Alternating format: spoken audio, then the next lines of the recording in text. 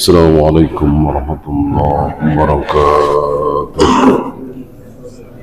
إن الحمد لله نحمده ونستعينه ونستغفره ونعوذ بالله من شرور أنفسنا ومن سيئات أعمالنا.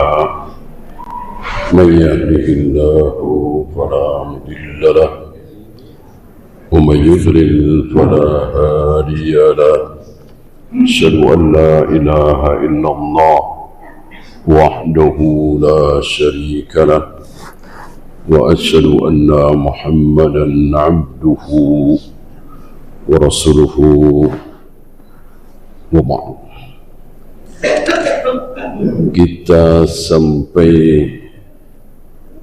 masyiah, kehendak.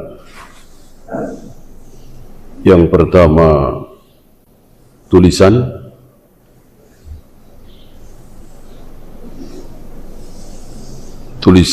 ada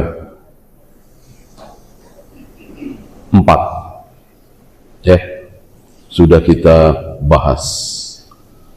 Ada tulisan yang di Lauh Mahfuz, ini tidak ada yang tahu kecuali Allah, maka kita tidak boleh membahas. Yang boleh kita bahas itu catatan yang kedua. Catatan kedua ada di mana? Ada di perut ibu kita. Saat kita berusia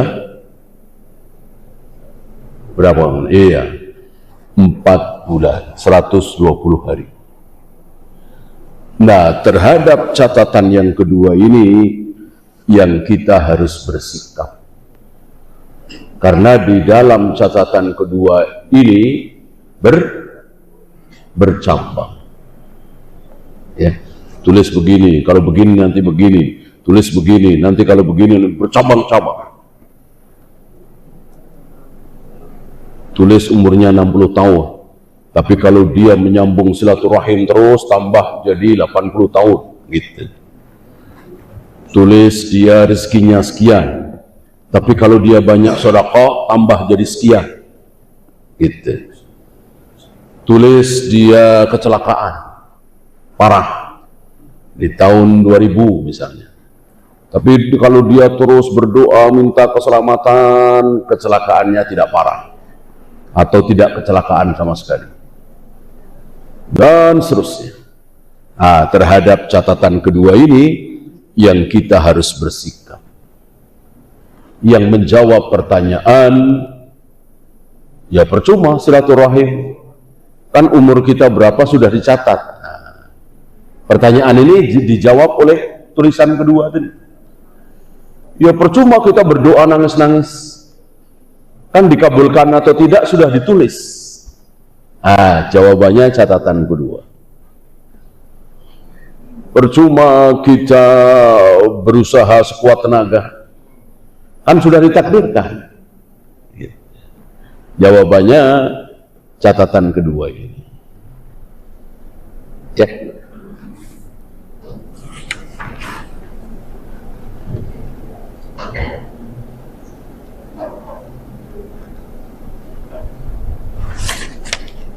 Sekarang kita masuk ke masyiah.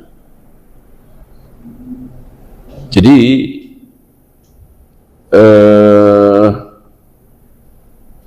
takdir itu selain ilmu Allah sudah diketahui oleh Allah, yang kedua sudah ditulis, yang ketiga sudah dikehendaki. Adakah kejadian di muka bumi ini yang di luar kehendak Allah? Adakah? Tidak ada. Tidak ada. Mau baik, mau buruk, mau sholat, mau saum, mau zina, mau mabuk, semua berdasarkan kehendak Allah secara kauniyah. Jadi kehendak Allah ada 2.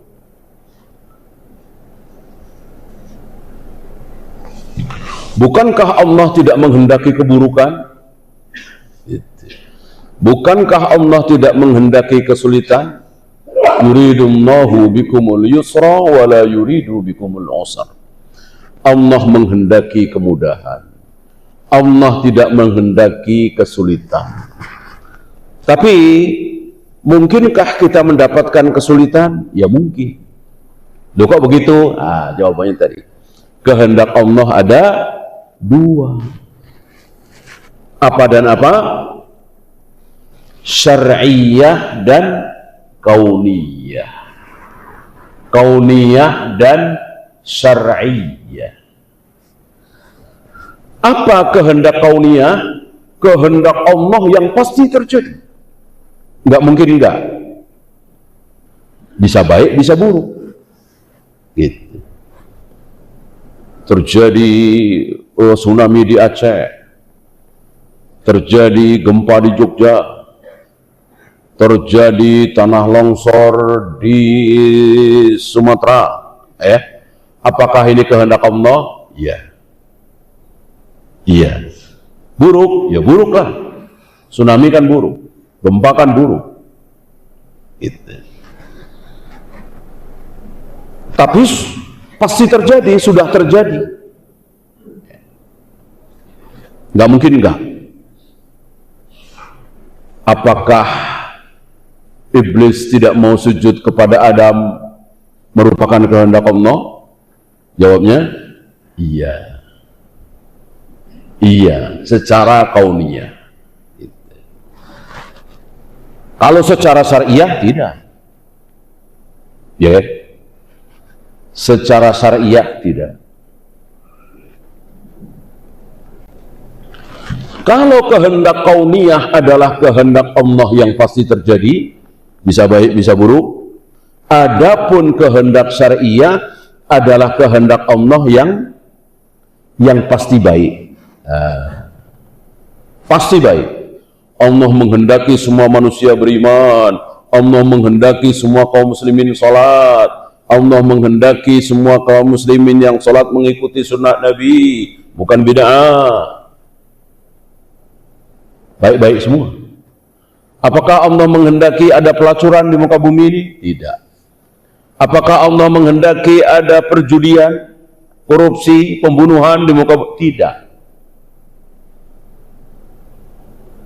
Tapi kenapa terjadi? Itu dia.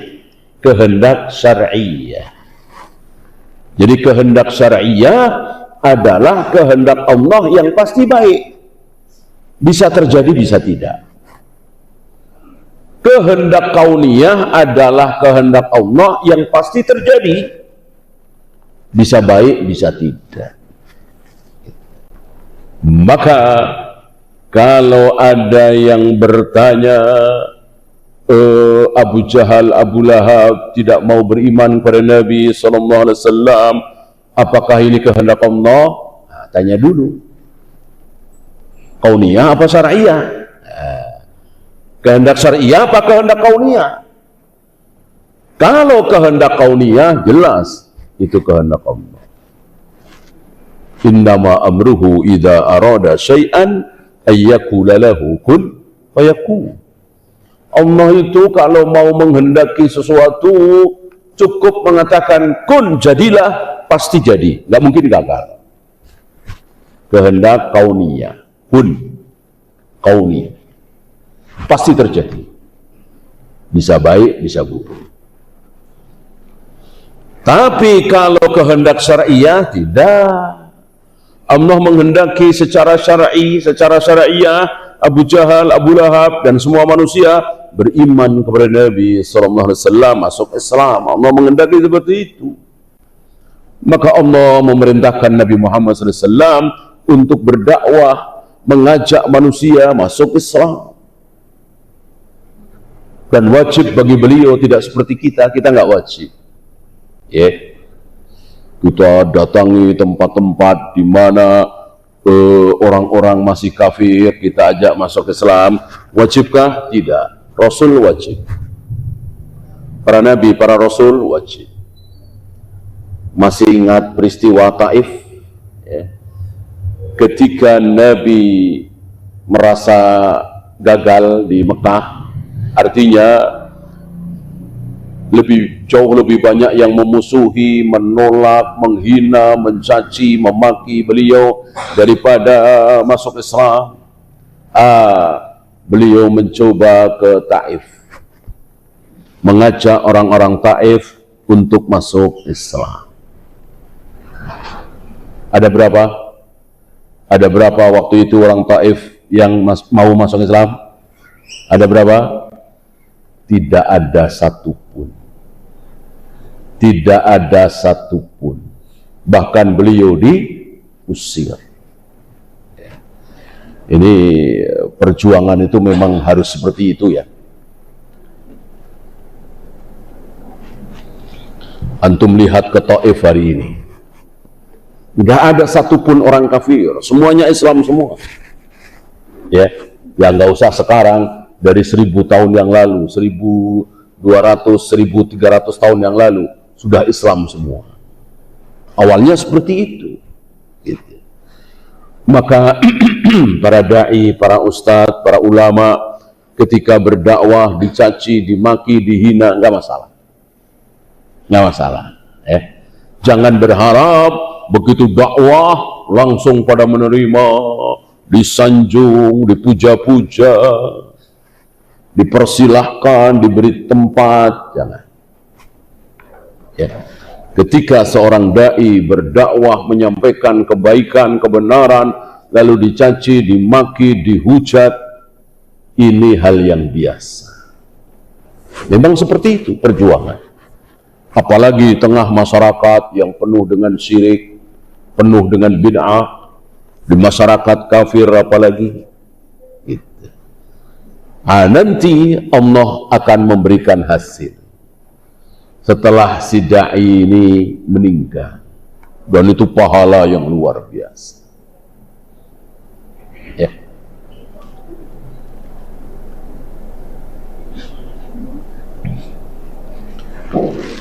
Bahkan Nabi ditawari saat beliau diusir sambil dicaci, dimaki, dilempari,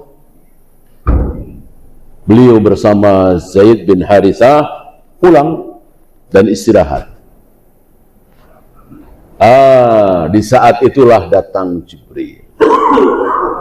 Apa kata Jibril?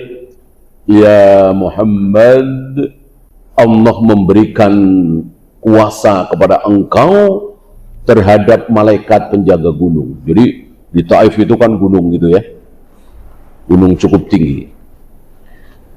Ketika Mekah, Madinah panas, ke Taif adem, karena memang dataran tinggi, gunung tinggi.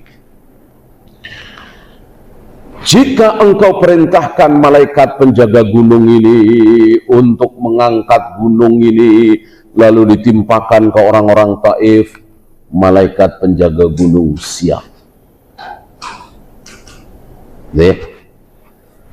Apa jawaban Nabi? Aku berharap dari sulbi mereka.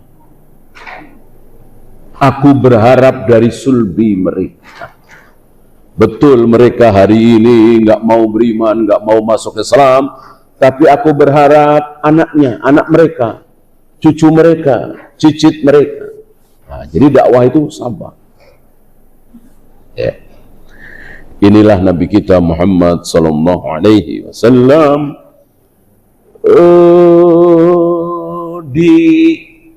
dipersilahkan untuk mengazab, beliau menolak. Ya.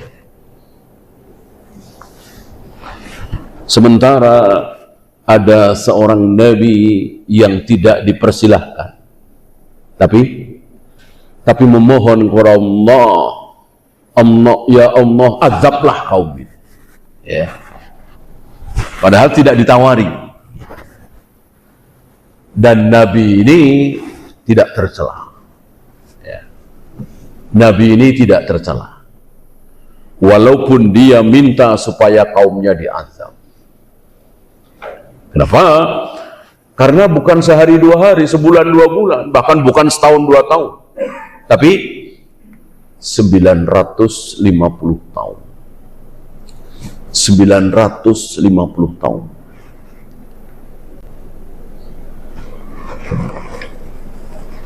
siang dan malam.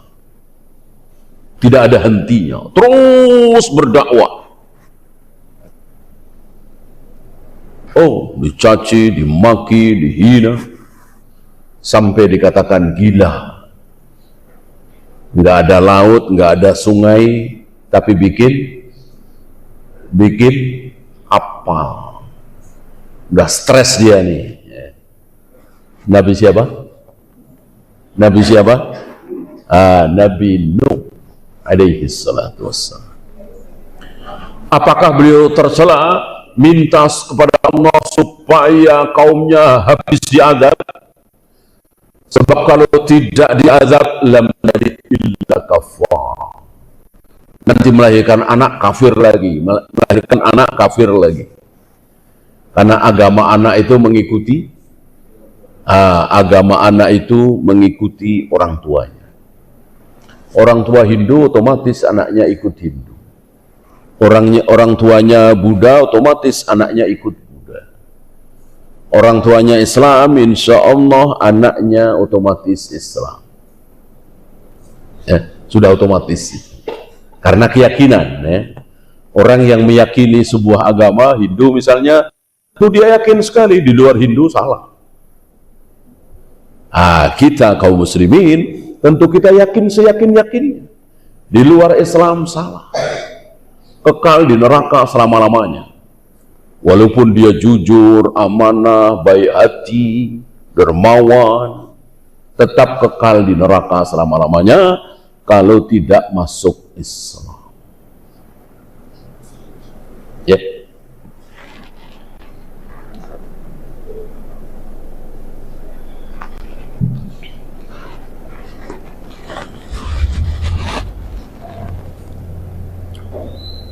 Saya bacakan ayatnya. Wa ma tasha'una illa ayyasha Allah Rabbul Alamin. Jangankan perbuatan kita, jangankan kita sholat, kita saum, kita zakat, kita jalan ke sana, jalan kemari, sekedar kehendak. Kehendak kita ini ingin pengen ini pengen itu itu sebetulnya diawali oleh kehendak Allah. Mana dalil? Wa ma tasha'una illa ayyasha Allah. Apapun yang kalian kehendaki, itulah kehendak Allah. Bahkan ketika Rasul dan para sahabat melempar senjata ke musuh, apa kata Allah? Wa ma ramaita idz ramaita walakinallaha rama. Ketika engkau melempar senjata itu, sebetulnya bukan engkau yang melempar, tapi Allah yang melempar. Berarti perbuatan hamba ciptaan Allah. Wallahu khalaqakum wa ma ta'malun. Allah lah yang telah menciptakan kalian dan menciptakan pula perbuatan kalian. Jadi perbuatan kita ini ciptaan Allah. Nanti akan muncul firqah-firqah dolal, Jahmiyah, Qadariyah, Mu'tazilah yang menolak. Enggak. Orang kita sendiri yang sholat, kita sendiri yang minum khamr, kita yang menciptakan. Ya masuk Al-Quran enggak percaya. Al-Quran yang mengatakan, wallahu khalaqakum wa ma ta'malun. Allah lah yang telah menciptakan kalian dan menciptakan pula perbuatan kalian. Jadi perbuatan kita ini ciptaan Allah. Oleh karena itu kalau selama ini kita sholat, saum, zakat, haji, baca Al-Quran, sedekah, jangan sombong. Ya Allah, aku sudah sholat. Ya Allah, aku sudah saum. Ya Allah, aku sudah zakat, sudah haji. Ya kenapa? Itu yang menciptakan siapa? Kata Allah, kan aku yang menciptakan sholatmu, yang menciptakan saummu, zakatmu, haji. Kenapa engkau sombong? Yang ada kita bersyukur. Terima kasih ya Allah, engkau telah ciptakan sholat pada diri saya. Engkau telah ciptakan saum pada diri saya. Antum kira orang-orang yang tidak sholat itu menyangka bahwa sholat itu tidak baik? Baik. Baik. Kan banyak kaum muslimin yang tidak sholat. Ya. Apakah mereka meyakini bahwa sholat itu baik? Meyakini. Meyakini. Kenapa mereka tidak sholat? Tadi karena Allah tidak ciptakan sholat pada dirinya. Alhamdulillah Allah ciptakan sholat pada diri kita. Alhamdulillah sekali, bersyukur sekali kita. Jangan kita menyombongkan diri kita, ini hasil kerja saya, ini betul-betul usaha saya. Tidak. Perbuatan hamba ciptaan Allah. Alhamdulillah Allah tidak menciptakan pada diri saya berzina, minum khamar, berjudi, korupsi. Alhamdulillah. Ya. Jadi untuk sujud satu kali saja nggak sanggup. Kalau Allah tidak menghendaki kita sujud satu kali, nggak sanggup. Kenapa kita bisa sholat, bisa saum, bisa bangun malam, tahajud, sedekah? Ini Allah yang menciptakan. Allah tolong kita, Allah mudahkan kita. Gitu ya. Tapi untuk keburukan jangan disebut-sebut. Gitu. Walaupun kita yakin betul, pasti betul bahwa itu juga ciptaan Allah, tapi jangan disebut-sebut. Ya. 10 tahun saya mabuk, 10 tahun saya jadi penjahat, ini semua kehendak Allah, ciptaan Allah. Jangan disebut. Kalau kebaikan boleh disebut, kalau keburukan jangan. Mana dalil? Nabi Ibrahim alaihi salatu wassalam.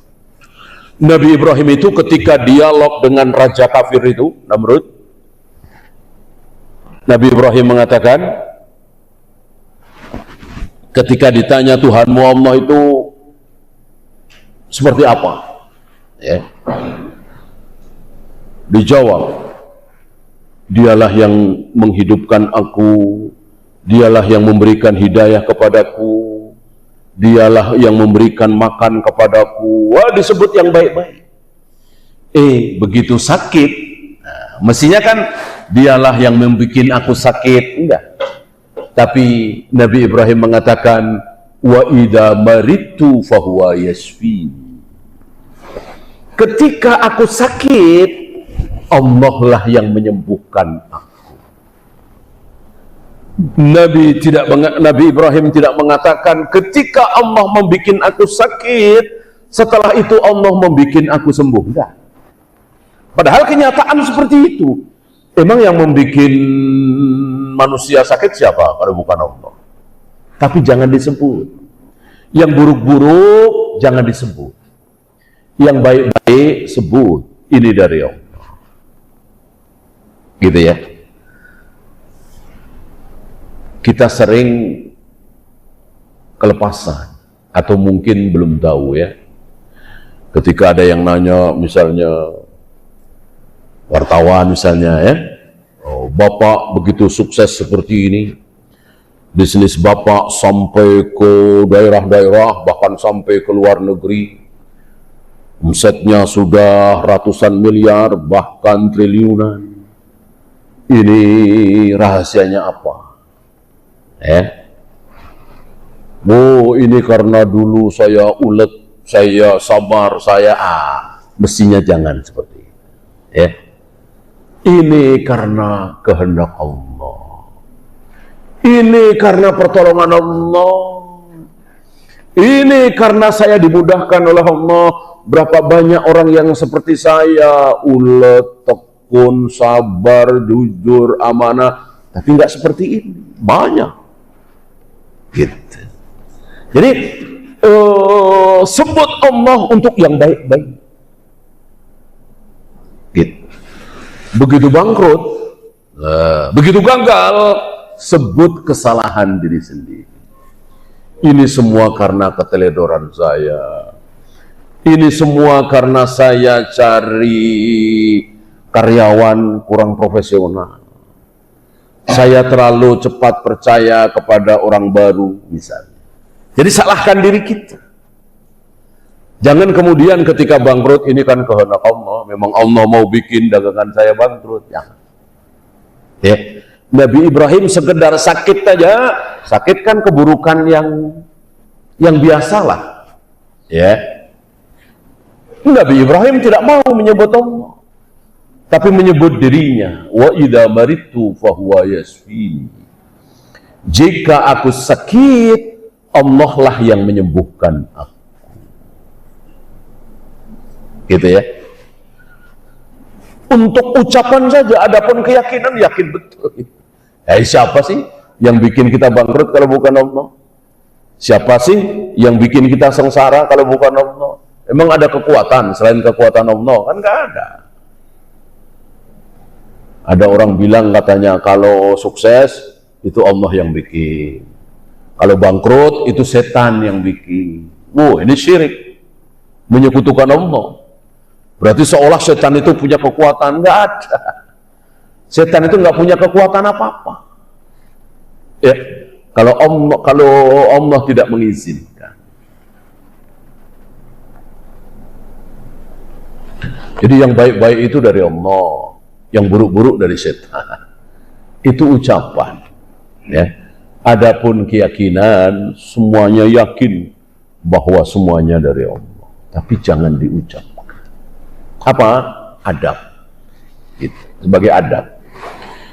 Bagaimana adab kita, akhlak kita, Ramadan itu adab tertinggi. Ya. Kita sama keluarga baik, bagus. Kita sama keluarga, sama tetangga baik, bagus. Sama teman-teman baik, bagus. Sama kenalan-kenalan orang yang baru ketemu baik, bagus. Tapi paling bagus, baik sama Allah. Nah, ini kebaikan tertinggi, baik terhadap Allah. Ya gimana tidak? Kita makan dari siapa? Kita minum dari siapa? Ujung rambut kita sampai ujung kaki kita dari siapa? Yang ngasih siapa? Tetangga kita? Enggak. Teman kita, keluarga kita? Tidak. Semuanya dari Allah. Maka kebaikan paling baik adalah baik kepada Allah. Nah, hari ini ada syubhat seolah yang terbaik itu baik kepada sesama. Gitu. Percuma sholat, percuma puasa, percuma haji tiap tahun, umroh 3 bulan sekali, tapi jahat sama tetangga. Ini yang sering kita dengar. Ya. Jahat terhadap tetangga, jahat terhadap teman, memang sebuah keburukan. Tapi jauh lebih buruk kalau kita jahat sama Allah. Itu lebih buruk lagi. Apa jahat sama Allah? Ya nggak mau sholat, nggak mau saum, nggak mau menyembah Allah, itu jahat sekali. Akhlak yang buruk sekali. Ya bayangkan aja kan. Dari ujung rambut sampai ujung kaki tadi, semuanya dari Allah. Tiba-tiba kita jahat sama Allah. Apa nggak super buruk akhlak seperti itu? Gitu ya. Jahat kepada tetangga, jahat kepada teman, jahat kepada keluarga, terancam masuk neraka, tapi masih ada harapan masuk surga. Kalau dia tidak jahat kepada Allah, ya. Tapi jahat sama Allah, tidak mau sujud kepada Allah, tidak mau menyembah Allah, kekal di neraka selama-lamanya. Kekal di neraka selama-lamanya. Gitu ya. Ini perlu diketahui karena tadi banyak syubhatan. Seolah manusia terbaik adalah manusia yang baik kepada sesama. Ya, tidak. Terhadap sesama kita harus baik. Haruslah, nggak boleh jahat. Terhadap Allah lebih harus lagi. Karena tadi ancamannya kekal di neraka selama-lamanya. Gitu ya. Dan baik kepada Allah ini harus dengan wahyu. Kalau baik kepada tetangga sesama, barangkali tanpa wahyu juga bisa. Nggak kenal ayat, nggak kenal hadis, nggak pernah ngaji, bahkan kafir, tapi baik kepada tetangga, teman, saudara, mungkinkah? Mungkin. Mungkin. Ya. Tapi untuk baik kepada Allah, taat kepada Allah, nggak pakai ayat, nggak pakai hadis, bisakah? Nggak bakalan. Nggak bakalan bisa. Ya. Ya rukuk seperti apa, sujud seperti apa, nggak pakai wahyu, mana bisa? Mana bisa? Ya. Maka tanpa wahyu, kita tidak bisa menyembah Allah dengan baik dan benar. Pasti menyembah Allahnya salah. Gitu. Kan fitrah manusia itu kan mengakui adanya Tuhan. Dan fitrah manusia itu cinta kepada Tuhan. Fitrah manusia itu, sifat dasar manusia itu ingin menyembah Tuhan. Nah, karena tidak kenal wahyu, maka nyembahnya bagaimana? Bertapa dia, misalnya. Semedi dia, menyendiri di hari-hari tertentu. Sesat? Sesat. Karena Allah tidak mau disembah. Allah tidak mau disembah. Kecuali dengan cara nabinya, rasulnya, utusan Allah. Ya nggak usah jauh-jauh, Allah disembah dengan cara apa? Salat subuh berapa? 3 rakaat. Mau Allah? Nggak mau. Padahal salat juga, rukuk juga, sujud, tapi 3 rakaat. Allah nggak mau, Allah nggak terima. Dan Allah menyatakan dia belum salat subuh karena nggak sah, atau 1 rakaat, gitu ya. Atau bahkan 2 rakaat, tapi rakaat kedua tidak baca Al-Fatihah. Sah apa tidak salatnya? Tidak sah. Allah nyatakan dia seperti orang yang belum salat subuh. Padahal dia sudah salat subuh 2 rakaat, rukuk, sujud, benar dan seterusnya, tapi tidak baca suratul Fatihah. Tidak. Artinya kita menyembah Allah itu ada aturannya. Aturan satu manusia bernama Muhammad sallallahu alaihi wasallam. Bolehkah dengan cara yang tidak pernah dicontohkan oleh Nabi Muhammad sallallahu alaihi wasallam? Nggak boleh. Nggak boleh, harus dengan cara beliau. Maka syahadat kita ada 1 apa 2? Ada 2. Bukan hanya meyakini bahwa Allah satu-satunya Tuhan yang berhak disembah, tapi ada keyakinan yang kedua, bahwa Nabi Muhammad adalah utusan Allah. Artinya apa? Salat kita, rukuk kita, sujud kita, tawaf kita, sa'i kita dan seterusnya harus mengikuti cara Rasulullah sallallahu alaihi wasallam. Kalau tidak sama, terancam tertolak. Iyyakum wa muhdatsatil umur, fa inna kulla muhdatsatin bid'ah wa kulla bid'atin dhalalah wa kulla dhalalatin finnar. Kata Nabi, hati-hati terhadap ibadah-ibadah yang tidak aku contohkan. Karena ibadah-ibadah yang tidak mencontoh aku namanya bid'ah. Semua bid'ah adalah sesat, semua yang sesat tempatnya di neraka. Maka wajib bagi kita belajar rukuk Nabi seperti apa, sujud Nabi seperti apa. Ketika beliau sujud, kedua kakinya nempel apa tidak, gitu. Ketika beliau sujud, sikut nempel di pinggang apa tidak. Ketika beliau sholat, diawali dengan usolli apa tidak. Ini kita harus tahu dan harus mencontoh beliau sallallahu alaihi wasallam.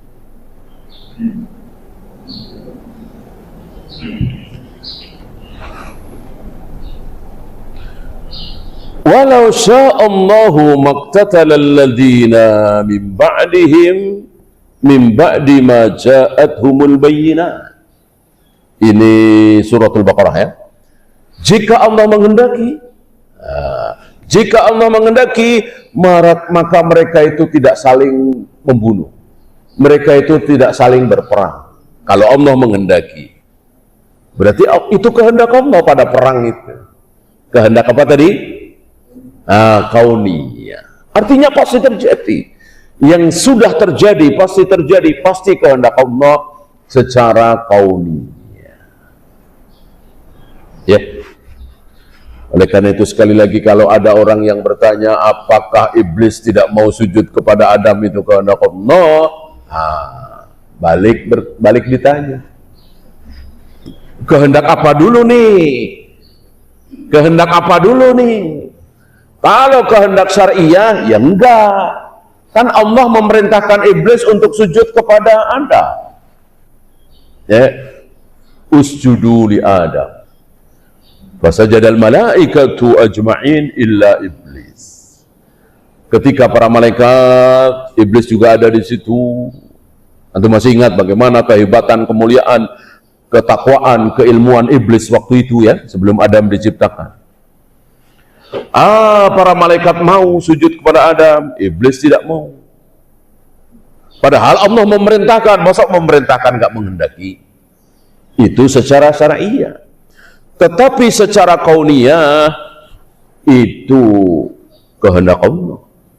Emang Allah menghendaki iblis tidak mau sujud kepada Adam. Kalau secara kauniyah Allah menghendaki, ya pasti mau. Pasti mau.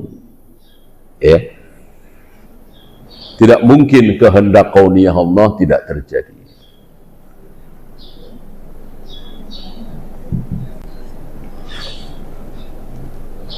Maka wa ajma'al muslimuna ala hadhil kalimah. Seluruh kaum muslimin sepakat dengan kalimat ini. Saya bacakan kalimat ini. Masya'allahu kana wa ma lam yasha' lam yakun. Apapun yang dikehendaki oleh Allah pasti terjadi. Jika tidak terjadi, maka itu bukan kehendak Allah. Kehendak apa? Kehendak apa? Kauniyah. Kehendak kauniyah pasti terjadi. Fa fi'lul 'abdi bi masyiatillah. Maka seluruh perbuatan hamba ini, mau sholat, mau saum, mau zakat, mau zina, mau mabuk, itu semua kehendak Allah secara kauniyah. Wa yariduhuna iskalun. Di sini muncul iskal. Dari sini muncul Jawariyah, Jahmiyah, Qadariyah, Asy'ariyah, Maturidiyah, yang semuanya salah. Yang benar cuman Rasul dan para sahabat, atau diistilahkan Ahlus Sunnah Salafi. Ya. Selain itu salah semua. Ini kita bahas masalah ini dulu ya. Idza kana fi'lul 'abdi bi masyiatillah sara al-insanu mujbaran 'ala al-amal. Kalau seluruh perbuatan manusia itu kehendak Allah, berarti manusia itu mujbar, dipaksa oleh Allah dalam beramal itu. Jadi orang yang sedang sholat, berarti dia sedang dipaksa oleh Allah untuk sholat. Orang yang sedang zakat, berarti dia dipaksa oleh Allah untuk zakat. Orang yang sedang mabuk, berarti dia dipaksa oleh Allah untuk mabuk. Ya, aliran ini disebut mujbar, Jabariyah. Jadi Jabariyah berpendapat bahwa manusia itu seperti kapas yang diterbangkan angin. Ya. Jadi tidak punya kehendak. Ya, dipaksa ini, dipaksa itu, semuanya paksaan semua. Betulkah? Tidak betul seperti kita bahas tadi. Berarti dia menisbatkan keburukan kepada Allah. Ya kalau sholat, saum, zakat, haji, Kalau mabuk, kalau judi, kalau zina, berarti Allah memaksa dia untuk itu. Ini kan buruk, iya kan? Nah, maka para ulama Ahlus Sunnah menyebut mereka sebagai kaum kelompok Jabariyah. Jadi meyakini bahwa manusia ini tidak punya kehendak, padahal kan punya. Ya, nanti kita akan dengar adzan duhur misalnya, mau sholat atau tidak terserah siapa, terserah kita. Bahwa Allah sudah tahu kita akan sholat atau tidak, itu bukan urusan kita, itu urusan Allah. Urusan kita dengar adzan duhur nih, mari ambil air wudhu, kita jamaah sholat duhur di masjid. Kita nggak usah bahas Allah menghendaki kita sholat duhur apa tidak, nggak usah bahas. Orang kita alami sendiri. Ya nggak usah jauh-jauh ya, makanan di hadapan kita, iya kan? Mau kita makan atau tidak kan kehendak kita. Kita ambil, kita suapkan ke mulut kita kunyah, kita telan, kan begitu. Ya, tidak ada dari kita yang gila. Allah menghendaki, mentakdirkan makanan ini masuk ke perut kita, maka kita tunggu saja, nanti masuk sendiri. Kan gila itu, nggak waras. Itu makanan di depan kita, apalagi sholat, apalagi saum, apalagi zakat, haji. Gitu. Jadi kita jangan masuk ke wilayah Allah, itu wilayah Allah. Bahwa saya misalnya nanti akhirnya masuk surga atau masuk neraka, Allah sudah tentukan belum? Sudah tahu belum? Sudah catat belum? Sudah. Tapi urusan Allah. Urusan Allah. Urusan saya, urusan kita semua, berdoa, ya Allah selamatkan aku dari neraka. Ya Allah masukkan aku ke dalam surga. Siapa yang berdoa supaya masuk surga 3 kali, maka surga berdoa kepada Allah sekali. Misalnya kita berdoa, Allahumma inni as'alukal jannah, Allahumma inni as'alukal jannah, Allahumma inni as'alukal jannah. Ya Allah, masukkan aku ke dalam surgamu, masukkan aku ke dalam surgamu, masukkan aku ke dalam surgamu 3 kali. Maka detik itu surga minta kepada Allah sekali. Minta apa? Berdoa apa? Ya Allah, masukkanlah dia ke dalam diriku sekali. Begitu pula neraka. Ketika kita berdoa, Allahumma inni a'udzubika minan nar 3 kali. Ya Allah selamatkan aku dari neraka. Ya Allah selamatkan aku dari neraka. Ya Allah selamatkan aku dari neraka. Maka detik itu neraka berdoa kepada Allah. Apa? Sekali. Ya Allah, jauhkan dia dariku. Jauhkan dia dariku sekali. Ya, maka sunnah bagi kita berdoa minta surga 3 kali. Berdoa supaya diselamatkan dari neraka 3 kali.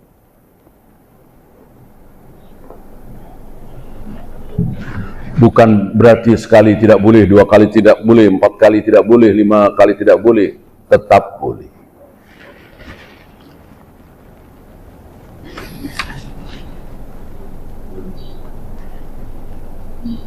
Nah, Jabariyah ini dalam perkembangannya nanti muncul lagi Jahmiyah. Ya mirip-mirip seperti itu, tapi ada perbedaan sedikit. Intinya mereka tidak faham terhadap masyiatullah, kehendak Allah. Gitu. Nanti kebalikannya, lawannya Jabariyah apa? Qadariyah. Kalau Jabariyah terlalu ke kanan, Qadariyah terlalu ke kiri. Ya. Kalau Jabariyah meyakini bahwa manusia itu seperti kapas, diterbangkan angin, nggak punya kehendak, Qadariyah sebaliknya. Allah itu tidak punya kehendak, yang punya kehendak kita. Ya, yang menciptakan amal itu kita. Allah tidak menciptakan amal, tidak menciptakan takdir. Dua-duanya salah. Satunya terlalu ke kanan, satu lagi terlalu ke kiri. Siapa yang benar? Rasul dan para sahabat. Ahlus sunnah. Karena ahlus sunnah selalu berada di tengah-tengah antara Jabariyah yang terlalu ke kiri dan Qadariyah yang terlalu ke kanan, antara Khawarij yang terlalu ke kiri dan Rafidah yang terlalu ke kanan, antara Mu'tazilah yang terlalu ke kiri dan Asy'ariyah yang terlalu ke kanan. Terus Ahlus Sunnah selalu berada di tengah-tengah. Sebagaimana Islam itu sendiri di tengah-tengah antara al-maghdubi alaihim dan ad-dhalin. Di tengah-tengah. Siapa al-maghdubi alaihim? Coba. Orang-orang yang dimurkai oleh Allah. Siapa? Yahudi. Siapa ad-dhalin? Orang-orang sesat? Nasrani. Nah, kaum muslimin Islam berada di tengah-tengah antara Yahudi dan Nasrani. Apa Yahudi? Berilmu, cari ilmu, semangat, mengumpulkan ilmu, koleksi ilmu, tapi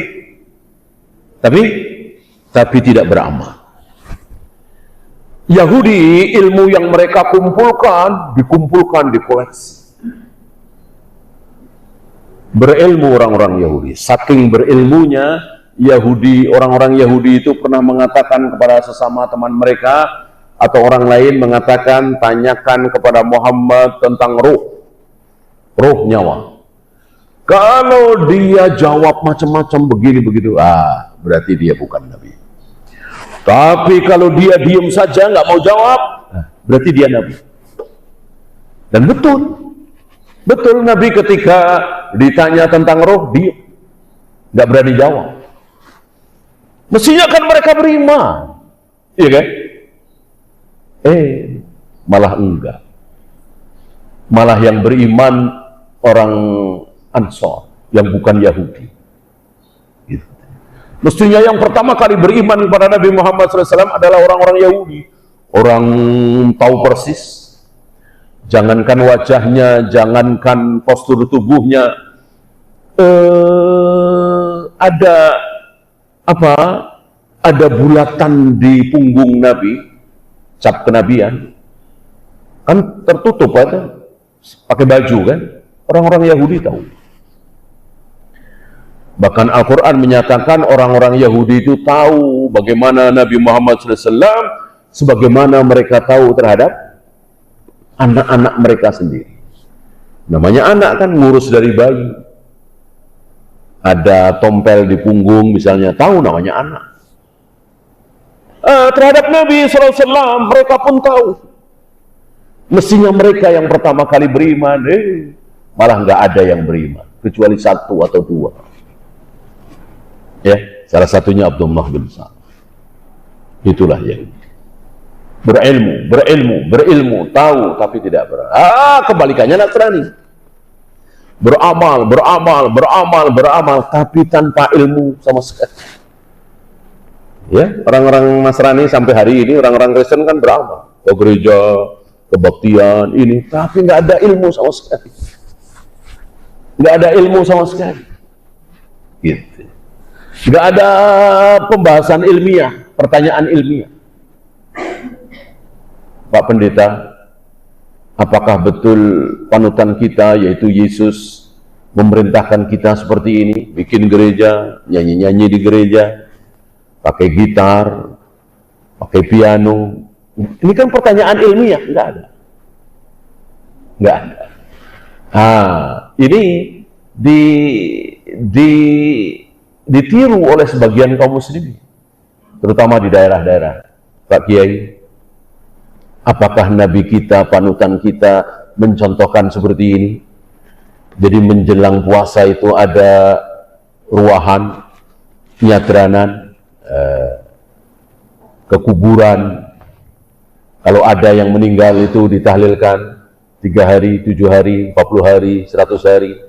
Apakah Nabi kita mengajarkan seperti ini? Ini kan pertanyaan ilmiah kan? Pertanyaan wajar lah. Ya kita nyontoh siapa sih kalau bukan nyontoh Nabi kita? Laqad kana lakum fi Rasulillahi uswatun hasanah. Contoh teladan terbaik itu ada pada diri Nabi SAW. Pertanyaan wajar. Pak Kiai, betulkah Rasulullah itu selesai baca Al-Quran ditutup dengan sadaqallahul azim? Betulkah? Betulkah Rasulullah habis salat Id mengucapkan minal aizin wal faizin? Betul? Ini pertanyaan yang wajar. Gak ada. Mestinya ada. Dan kiainya harus bisa jawab. Ada nih riwayat Bukhari, yang ini riwayat Muslim. Karena Rasulullah kada. Ini wajar. Pertanyaan yang wajar. Sebagian kaum muslimin mengikuti kelakuan Nasrani. Beramal tanpa ilmu. Sebagiannya mengikuti Yahudi. Berilmu, cari ilmu. Gelar sampai doktor, sampai profesor. Tapi jarang sekali ke masjid. Jarang sekali nampak berjamaah sholat di masjid. Justru yang berjamaah di masjid yang bukan profesor, yang bukan doktor. Ya. Jadi justru kita disuruh berbeda dari Yahudi dan Nasrani, kaum muslimin ini malah mengikuti. Ya.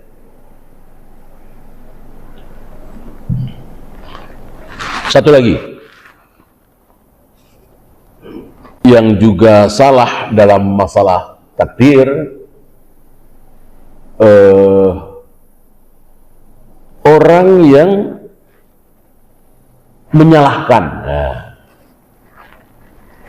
Karena Allah itu maha benar, Allah itu nggak mungkin salah. Walaupun di otak kita, di nurani kita, di kolbu kita, oh salah ini, ya. Maksud Allah menyesatkan. Nah, disinilah kita harus tunduk. Karena kita yakin bahwa Allah maha benar, tidak mungkin salah, maka seandainya ada pikiran kita mengatakan Allah ini menyesatkan, salah, tundukkan. Allah pasti benar, tidak mungkin salah. Walaupun Allah menciptakan iblis, menciptakan setan, menciptakan neraka, menciptakan kemaksiatan yang menciptakan siapa? Allah. Oh, setan? Enggak. Setan tidak bisa menciptakan apa-apa, hanya bisa menggoda. Ya, nah, itu dia. Ya, itu saja. Ada pertanyaan, silakan.